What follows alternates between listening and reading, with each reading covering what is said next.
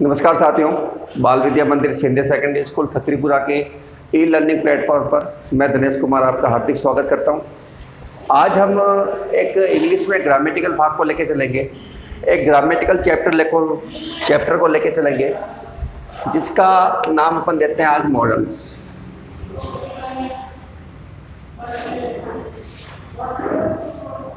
Models क्या होते हैं, क्या इसकी परिभाषा होती है और कहाँ से इसकी उत्पत्ति हुई है, पहले अपन इस बात को लेकर चर्चा कर लेते हैं।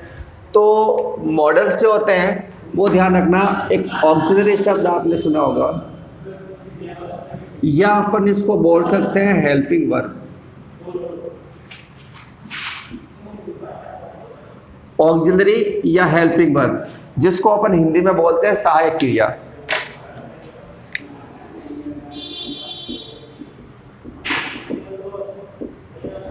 सहायक क्रिया। तो जो सहायक क्रियाएं होती है उनका काम क्या होता है? एक तो उनका काम होता है टेंस का निर्धारण करना और दूसरा उनका काम होता है मेन वर्ब को सहायता प्रदान करना, मेन वर्ब के साथ आना।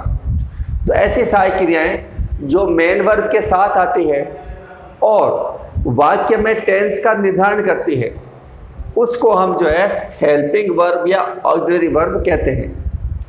अब मॉडल्स क्या है? तो मॉडल्स इनका एक भाग है, पार्ट है। अपन उस बात को लेकर चर्चा करते हैं।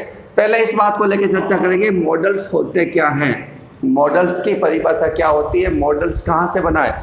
तो ध्यान रखना, मॉडल शब्द जो बना है वो मूड से बना है और मूड का मतलब होता है मनोदशा या मन स्थिति। तो अपन इसके सामान्य रूप से अपन कह सकते हैं कि ऐसी सहायक क्रियाएं जो मनोस्थिति को व्यक्त करे, मनोदशा को व्यक्त करे, वो सहायक क्रियाएं जो है वो मॉडल्स कहलाती है। और ये जो है वाक्य में किसी परिस्थिति को लेकर आती है, योग्यता हो सकती है, क्षमता हो सकती है, अक्षमता हो सकती है, ठीक है ना। तो कई प्रकार की मोबिलाइजेशन हो सकती है, बाध्यता हो सकती है, परमिशन हो सकती है, डिनाइनेशन हो सकता है, कुछ भी हो सकता है। जब इस प्रकार का भाव लेकर किसी वाक्य में सहायक क्रिया शब्द का प्रयोग होता है तो वो मॉडल्स होती है। अब अपन थोड़ा और आगे चलते हैं, इस बात को और क्लियरिफाई करते हैं क्या होता है।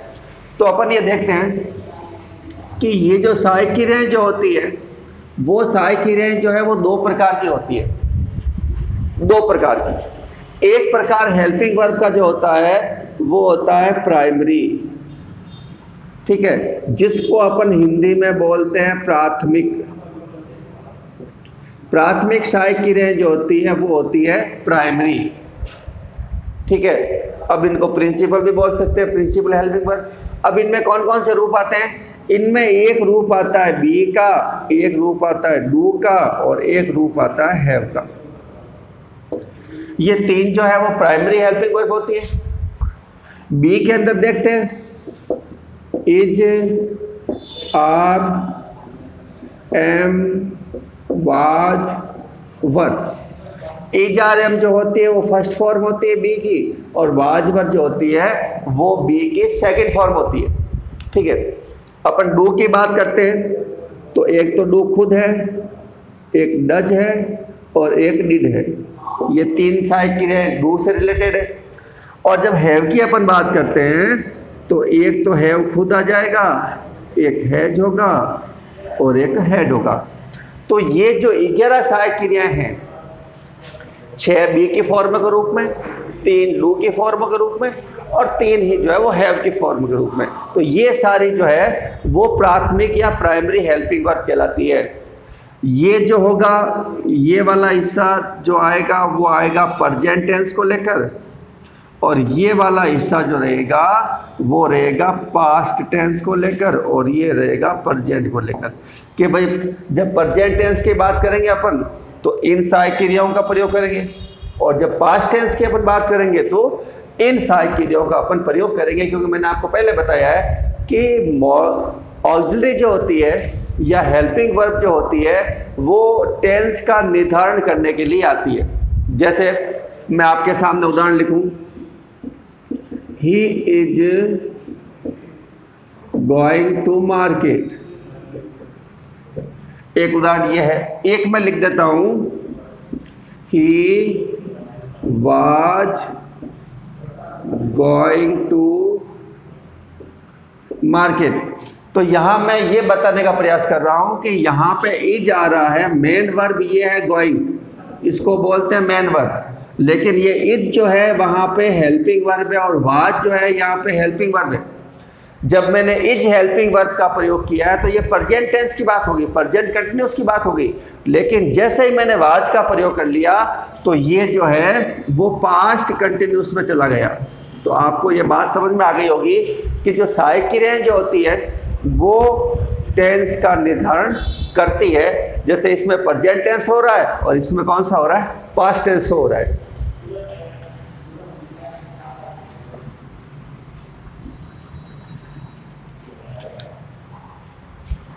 ग्यारह कुल मिला के होती है प्राइमरी सहायक क्रियाएं, मेनली जिसको हम बात करते हैं। अब देखते हैं अपन दूसरे वाले सेक्टर के अंदर, दूसरा वाला जो होता है वो होता है सेकेंडरी, या इसको अपन बोल सकते हैं मॉडल्स। इसका दूसरा नाम जो होता है वो मॉडल्स होता है, और यहां पर हम इसको बोल देंगे द्वितीयक। द्वितीयक सहायक क्रियाएं जो है ये तो हो गई प्राथमिक और ये हो गई द्वितीयक। याद रखने के लिए आप ये कर सकते हो कि प्रेजेंट और पास्ट, वैसे टेंस तीन होते हैं, प्रेजेंट होता है, पास्ट होता है, फ्यूचर होता है। प्रेजेंट और पास्ट दो ऐसे टेंस है जिनके अंदर प्राथमिक सहायक क्रियाओं का प्रयोग होता है उस टेंस का निर्धारण करने के लिए। लेकिन फ्यूचर के अंदर जब हम बात करेंगे तो उसमें विल सेल है, वुड शुड है, इनका प्रयोग होता है। मेनली विल सेल का प्रयोग होता है जब अपन फ्यूचर की बात करते हैं, तो वो भी मॉडल्स के रूप में ही है। तो मॉडल्स कौन कौन से होते हैं अपन यहाँ चर्चा कर लेते हैं। पहले मैं लिख देता हूँ चार, जैसे सेल, विल, कैन और मे, ये चार। अब इन चार की सेकंड फॉर्म हो जाएगी। तो सेल का जो होता है वो शुड होता है, विल का जो होता है वो वुड होता है, कैन का जो होगा वो कुड होगा, और मे का जो होगा वो माइट होगा। ये मॉडल हो गए 8। उसके अलावा कौन कौन से मॉडल हो सकते हैं, तो यहाँ पे मस्ट आ सकता है, यहाँ पे ought to आ सकता है, यहाँ पे यूज या यूज टू आ सकता है, यहाँ पे नीड आ सकता है, यहाँ पे डेयर आ सकता है। ये क्रम लगभग चलता रहता है, ठीक है। तो ये सारे जो है वो सेकेंडरी हेल्पिंग वर्ब भी है और क्या है, मॉडल्स भी है। तो मित्रों बात आपको समझ में आ गई होगी कि हेल्पिंग वर्ब जो होती है उसका दूसरा नाम ऑक्सिलरी वर्ब भी होता है, ठीक है। अब इसके कितने भाग हो सकते हैं, तो इसके दो भाग हो सकते हैं। एक तो आता है प्राइमरी के अंतर्गत, दूसरा आता है सेकेंडरी के अंतर्गत। अब प्राइमरी के अंदर मैंने आपको बताया भाई ये 11 कुल मिला के मेन वर्ब मेन सहायक क्रियाएं होती है, जो ये जो है 2, 4 और 3, 7 सहायक क्रियाएं जो है प्रेजेंट में काम आती है, और ये 4 जो है वो किस में आती है, पास्ट के अंदर काम आती है। और जब अपन मॉडल्स की बात करते हैं तो मॉडल्स और सेकेंडरी एक ही होती है, एक ही। वैसे कहा जाए तो मॉडल्स ही ऑक्सिलरी वर्ब है, जैसा कि इसमें स्पष्ट दिखाई दे रहा है कि हमने सहायक क्रिया कितने भाग किए, 2 भाग। तो ये भी क्या है, मॉडल्स क्या है, मॉडल एक हेल्पिंग वर्ब है, लेकिन ये किसको शो करती है, मूड को शो करती है, उसकी अवस्था को बताती है, उसकी कैपेसिटी को बताती है। ये अपने आप में एक इतना फर्क होता है। अब जब इतनी अपन ने बात कर ली है तो थोड़ा सा पॉइंट आउट इनको लेकर भी कर लेते हैं अपन कि इनमें और इनमें फ़र्क क्या होता है। मॉडल्स के अंदर, प्राइमरी के अंदर जब अपन प्रयोग करते हैं तो उसके अंदर फ़र्क क्या होगा, इस बात को लेकर भी अपन चर्चा कर लेते हैं। तो अपन देखते हैं, पहला पॉइंट अपन बात करते हैं प्राइमरी की। तो प्राइमरी के अंदर जो है ये सब्जेक्ट के नंबर और जेंडर के अनुसार बदलती है। प्राइमरी सहायक क्रियाएं जो होती है वो नाउन के अनुसार बदलती रहती है, सब्जेक्ट जो होगा उसके अनुसार बदलती रहेगी। जैसे अपन ही के साथ इज लगाएंगे, लेकिन ही के साथ अपन आर नहीं लगा सकते। जैसे उदाहरण अपन करते हैं, ही इज वर्किंग। अब मैं यहाँ आई करूंगा तो आई के साथ मैं क्या लगाऊंगा, एम लगाऊंगा, और यहाँ पे दे करूंगा तो यहाँ पे क्या लगाऊंगा, आर। जैसे they are working, he is working, I am working. लेकिन इसका मतलब ये हुआ कि जो प्राइमरी हेल्पिंग वर्ब होती है वो सब्जेक्ट के अनुसार बदलती रहती है, लेकिन जब हम इसकी बात करेंगे तो ये जो है वो बदलती नहीं है। ये जो होगी वो बदलेगी नहीं, सब्जेक्ट कुछ भी हो सकता है, वो बदलेगी नहीं। जैसे उदाहरण के रूप में अपन बात करते हैं, जैसे मैं लिख दिया आई कैन डू इट, ये मैंने लिखा है तो आई के साथ मैंने किसका प्रयोग किया है? कैन का। लेकिन मैं जब यहाँ सब्जेक्ट ही करूँगा तो भी मैं कैन का प्रयोग करूँगा, यहाँ सब्जेक्ट में दे करूँगा तो भी किसका प्रयोग करूँगा? कैन का। तो इसका मतलब ये हुआ कि पहला इसका मूलभूत जो पॉइंट है प्राइमरी और सेकेंडरी को लेकर वो ये है कि ये बदलती है और ये नहीं बदलती है। ठीक है, अपन इसके और की बात कर लेते हैं, और क्या क्या इनमें चेंजेज आ सकते हैं। तो दूसरा पॉइंट दोनों का समान रहेगा, जब इनके बाद में नॉट लगेगा तो वाक्य क्या बनेगा? नेगेटिव बनेगा। वो की वो बात इसमें है कि जब इसमें नॉट लगाएंगे हम तो ये भी क्या बन जाएगा? नेगेटिव बन जाएगा। इसका मतलब ये हुआ है तो सहायक क्रिया ना, तो हमें अलग से इनके लिए सहायक क्रिया की आवश्यकता नहीं होगी, ये खुद ही सहायक क्रिया होती है। और जब हम इसके बाद नॉट लगाएंगे तो ये वाक्य अपने आप क्या बन जाएगा? नेगेटिव बन जाएगा। जैसे I can not do it, मैं ये नहीं कर सकता, तो जब नेगेटिव बनेगा तो कैन के बाद अपन नॉट लगा सकते हैं, जैसे इसमें भी लगा सकते हैं, जैसे ही इज नॉट वर्किंग, तो इसके बाद नॉट आ रहा है, तो वो वही सेम इसके अंदर आ सकता है कि मॉडल्स के बाद नॉट लगाने से जो वाक्य नेगेटिव बनता है और प्राइमरी के बाद नॉट लगाने से वाक्य नेगेटिव बन जाता है। ठीक है, उसके बाद अपन बात करते हैं एक और कि प्राइमरी और क्या सेकेंडरी एक साथ आ सकती है क्या? क्या किसी वाक्य के अंदर प्राइमरी और सेकेंडरी जो हेल्पिंग वर्ब होती है क्या वो एक साथ आ सकती है? जी बिल्कुल आ सकती है। एक बात ध्यान रखना कि प्राइमरी की एकमात्र सहायक क्रिया वो है हैव, प्राइमरी की एकमात्र सहायक क्रिया हैव ऐसे सहायक क्रिया है जो मॉडल के साथ आ सकती है। जैसे ही विल हैव डू इट, उसको ये कार्य करना पड़ेगा। ठीक है, यहां पर जो है जैसे ये विल है और ये हैव है, इसके बाद वर्ब आ रही है।